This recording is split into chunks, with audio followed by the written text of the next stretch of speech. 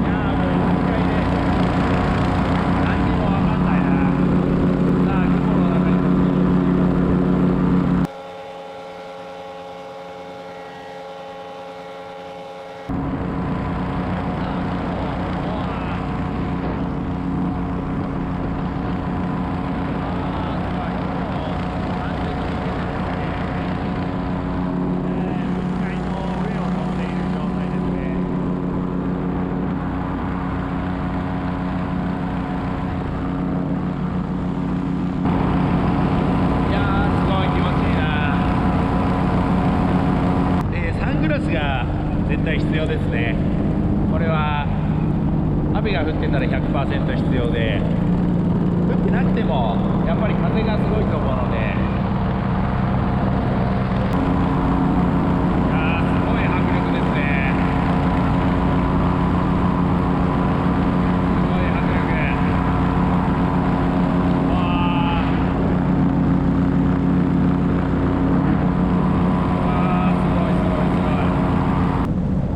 やっぱり空なので結構冷たいので寒いので、今日は長袖を着てきてますが、これは正解だったと思います。もし半袖とかだとこれは結構寒いと思いますね。雲がすごく出ているんですけれども、その分こう切り立った山々とのこの雲海の風景っていうのがまた一つ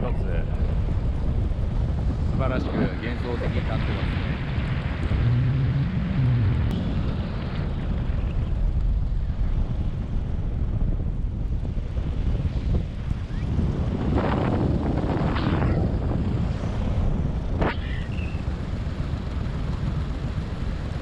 さあまた雲海の中に入って、もうこれは降りていくんでしょうね。街の上を飛んでますね。本当雲海がちょうどよく出て、なんかこれはこれでいいな。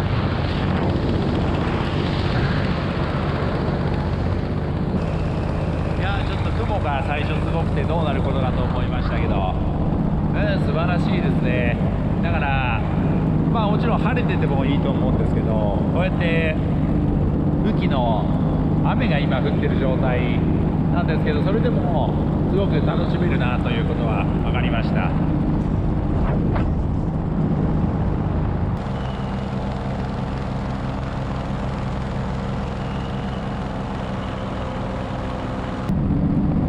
約15分のフライトが終わって、今これから着地する感じですね。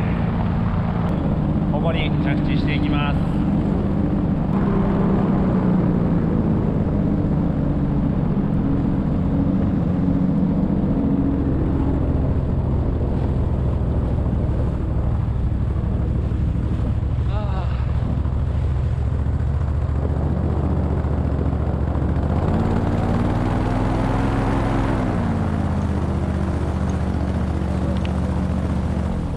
Thank you. Bánh gạo quà đi quà.